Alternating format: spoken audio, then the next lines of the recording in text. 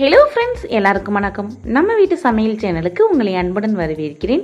Friends, இன்னைக்கு நம்ம வீட்டு சமையல் சேனலில் பார்க்கக்கூடிய வீடியோ ஒரு பிரியாணி ரெசிபி தான் பார்க்க போகிறோம். முட்டை பிரியாணி ரொம்ப ரொம்ப சூப்பராக எப்படி பண்ணுறதுன்னு சொல்லி பார்க்குறதுக்கு முன்னாடி நம்ம சேனலை இது வரைக்கும் சப்ஸ்கிரைப் பண்ணாமல் பார்த்துக்கிட்டு இருந்தீங்க அப்படின்னா மறக்காமல் நம்ம சேனலை சப்ஸ்கிரைப் பண்ணிக்கோங்க ஃப்ரெண்ட்ஸ். ஓகே ஃப்ரெண்ட்ஸ், வாங்க வீடியோக்குள்ளே போய் எப்படி பண்ணலான்னு சொல்லி பார்க்கலாம். இந்த பிரியாணி பார்த்தீங்கன்னா கொஞ்சம் கூட குழையாமல் நல்லா உதிரி உதிரியாக பார்க்குறதுக்கு எப்படி இருக்குது பாருங்கள், ரொம்ப சூப்பராக இருக்கும். வாங்க ஃப்ரெண்ட்ஸ், இப்போ எப்படி பண்ணலான்னு சொல்லி பார்க்கலாம். இப்போ பிரியாணி பண்ணுறதுக்கு ஃபஸ்ட்டு ஒரு பாத்திரத்தில் ஒரு கிளாஸ் அளவுக்கு பாஸ்மதி ரைஸ் எடுத்து நான் ஊற வச்சுக்கிறேன். ஃபஸ்ட்டு பாஸ்மதி ரைஸ் சேர்த்துட்டு தண்ணியை சேர்த்து நல்லா அலசிக்கலாம். ஒரு 2-3 அலசு நல்லா அலசிட்டு இப்போ தண்ணியை சேர்த்து அரை மணி நேரம் அப்படியே ஊற வச்சிடலாம். இப்போ ஒரு பாத்திரம் அடுப்பில் வச்சுக்கலாம். இப்போ அதில் 1 ஸ்பூன் எண்ணெய் சேர்த்துக்கலாம். 1/2 ஸ்பூன் மிளகாய்த்தூள், 1/4 டீஸ்பூன் மஞ்சள் தூள் சேர்த்துட்டு இப்போ 4 முட்டை எடுத்து நான் வேக வச்சு அதை தூள் நீக்கிட்டு எடுத்து வச்சுருக்கேன். அதை இது கூட சேர்த்துட்டு இந்த மாதிரி நல்லா வறுத்து எடுத்துக்கலாம்.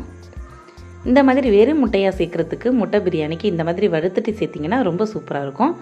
இப்போ இது இருக்கட்டும், அப்படியே ஒரு ஓரமாக வச்சிடலாம். இப்போ ஒரு அடிகனமான ஒரு பாத்திரம் அடுப்பில் வச்சுக்கலாம். 2 ஸ்பூன் ஆயில் சேர்த்துக்கலாம். 2 ஸ்பூன் நெய் சேர்த்துக்கிறேன்.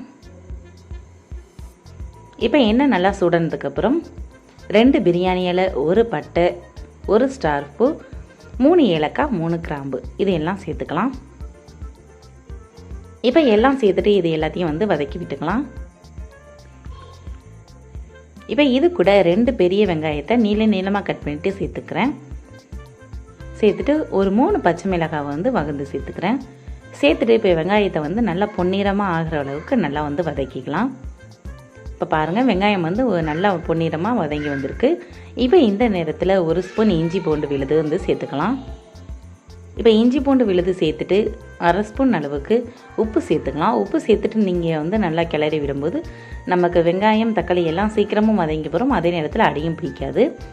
இப்போ சேர்த்துட்டு நல்லா இஞ்சி பூண்டோட பச்சை வாசனை போனதுக்கப்புறம் 2 மீடியம் சைஸ் தக்காளியை இந்த மாதிரி நீளமாக கட் பண்ணிவிட்டு எடுத்திருக்கேன்.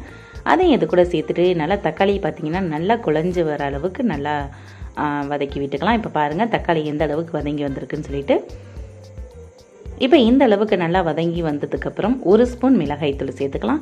உங்களோட காரத்துக்கு ஏற்றாப்புல நீங்கள் மிளகாய்த்தூளை கூடவும் குறைக்கவும் செஞ்சுக்கலாம். இப்போ மிளகாய்த்தூளை எண்ணெயில் சேர்த்துட்டு நல்லா வதங்கட்டும்.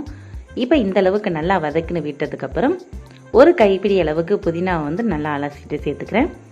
1 கைப்பிடி அளவுக்கு கொத்தமல்லியை சின்னதாக கட் பண்ணிவிட்டு சேர்த்துக்கலாம்.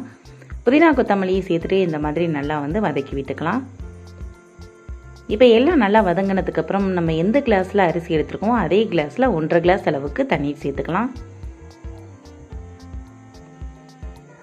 இப்போ தண்ணீர் சேர்த்துட்டு இதுக்கு தேவையான அளவு உப்பு சேர்த்துக்கலாம். உப்பு பார்த்துட்டு சேர்த்துக்கோங்க. இப்போ உப்பு சேர்த்ததுக்கப்புறம் இந்த தண்ணீர் நல்லா கொதிச்சு வரட்டும்.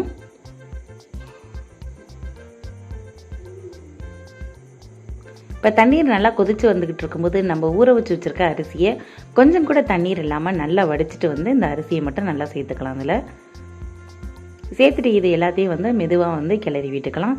ரொம்ப போட்டு கிண்டி விடாமல் மெதுவாக கிளறி விட்டுக்கோங்க. இப்போ கடைசியாக இது கூட அரை எலுமிச்சம்பழம் பிழிஞ்சு விட்டுக்கலாம். பிழிஞ்சு விட்டுட்டு இப்போ இந்த நேரத்தில் உப்பு உரப்பெல்லாம் கரெக்டாக இருக்குன்னு சொல்லிட்டு பார்த்துக்கோங்க. பார்த்துட்டு இதை அப்படியே ஒரு மூடி வச்சு நல்லா இந்த அளவுக்கு வர அளவுக்கு வேக வச்சுக்கலாம். இப்போ பார்த்தீங்கன்னா அரிசி ஒரு பாதி அளவுக்கு நல்லா வந்துட்டு இப்போ இந்த நேரத்தில் நம்ம வறுத்து வச்சுருக்க அந்த முட்டையை மேலே சேர்த்துக்கலாம். இப்போ முட்டை எல்லாத்தையும் மேலே ஒவ்வொன்றா சேர்த்துட்டு இதை அப்படியே இறக்கி வச்சிடலாம். இப்போ இதை அப்படியே இறக்கிட்டு நல்லா இரும்பு ஒரு தோசைக்கல் இருந்துச்சுன்னா அதை இப்போ சூடு பண்ணிக்கலாம். இப்போ சூடு பண்ணிவிட்டு இப்போ நம்ம எடுத்து வச்சுருக்க அந்த பாத்திரத்தை இது மேலே வச்சுக்கலாம். வச்சுட்டு இதுக்கு மேலே நல்லா கனமான ஒரு தட்டு போட்டு மூடிக்கங்க, கேப் இல்லாமல் மூடிட்டு இதுக்கு மேலே வெயிட் வச்சுக்கலாம். இப்போ இஞ்சி அடிக்கிற கல் மேலே வச்சுக்கிறேன். வச்சுட்டு ஒரு 10 நிமிஷம் மீடியம் ஃப்ளேமில் வச்சுட்டு வேக விட்டுடலாம். 10 நிமிஷத்துக்கு அப்புறம் ஆஃப் பண்ணிவிட்டு இப்போ ஓப்பன் பண்ணி பார்க்கலாம். அவ்வளோதான் ஃப்ரெண்ட்ஸ், ரொம்ப ரொம்ப சுவையான முட்டை பிரியாணி ரெடி ஆயிடுச்சு. இப்போ பாருங்கள், கிளறி காமிக்கிறேன். கொஞ்சம் கூட குலையில நல்லா உதிரி உதிரியாக இருக்குது. இப்போ நல்லா ஆற விட்டுட்டு இதை கிளறி விட்டோம்னா ரொம்ப உதிரி உதிரியாக சூப்பரான பிரியாணி ரெடி ஆயிடுச்சு.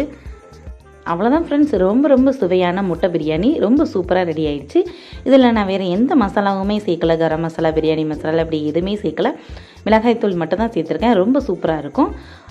இது வந்து அப்படியே ப்ளெயினாக சாப்பிட்டோம்னா இது குஸ்கா, இது கூட முட்டை வச்சு சாப்பிடும்போது இது முட்டை பிரியாணி. அவ்வளோதான் ஃப்ரெண்ட்ஸ், ரொம்ப ரொம்ப சூப்பரான முட்டை பிரியாணி ரெடி ஆயிடுச்சு. இதே மாதிரி நீங்களும் செஞ்சு பாருங்கள், ரொம்ப அருமையாக இருக்கும். ஓகே ஃப்ரெண்ட்ஸ், நம்ம வீடியோ பிடிச்சிருந்தா நம்ம வீடியோவை லைக் பண்ணிவிட்டு நம்ம சேனலை மறக்காமல் சப்ஸ்கிரைப் பண்ணிக்கோங்க ஃப்ரெண்ட்ஸ். ஓகே ஃப்ரெண்ட்ஸ், தேங்க்யூ, பாய்.